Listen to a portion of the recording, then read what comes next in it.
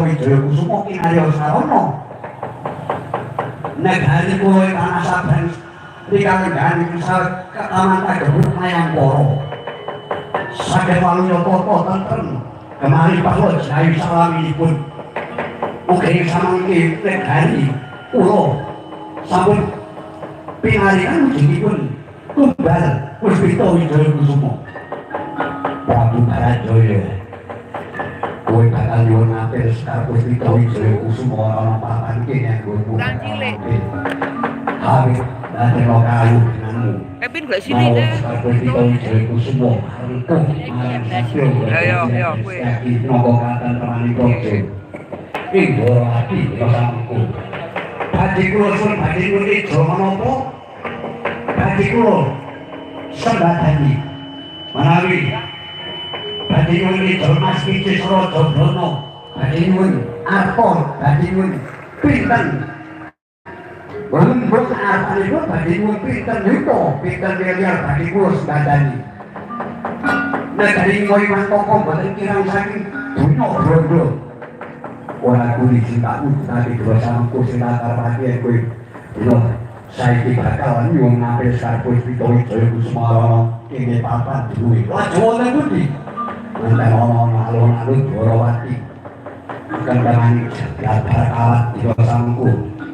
ora bakal suwi tak tungko anggon mundur saka papan kene napa samangke boten badhe cidra Ngobaya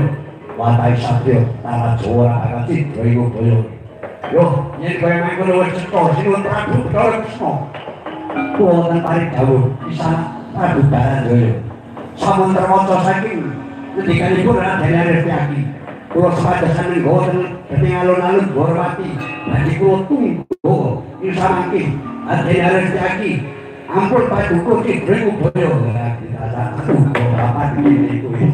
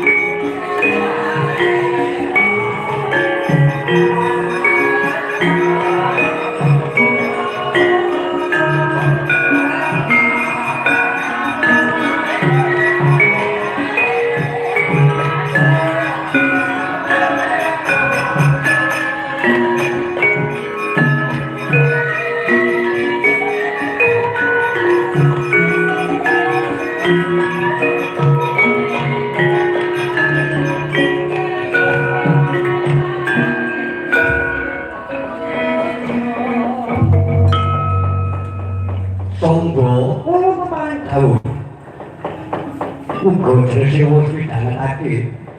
iki wujuding Prabu Barajaya kang dadi utusan Prabu Pustaparaja ana negari Mantapa dina samengku bakal nyuwunake wujuding sekar Puspita Wijaya Kusuma kanjeng Setyaki kang bakal ngulungake dina samengku ya kok Setyaki yang gune bakal ngulungake wujuding sekar Puspita Wijaya Kusuma kok dadak dina samengku anteng tengah alun-alun Praja Dwarawati iki kepiye karepe yen saya kanjeng Koko Prabu kanjeng Koko Prabu namung dere pirsa kemawon Sang Prabu Barajaya menika nggihipun swanten negari Dwarawati badhe wujudipun sekar Puspita Wijaya Kusuma menika namung jajah utawi badhe nyobi kasadosanipun para kadang-kadang Dwarawati malih paduka pitados dhateng Karayi Koko Prabu. Lah kok kowe mlaku iki sampun ketingal. Kekalangan Prabu Barat Jaya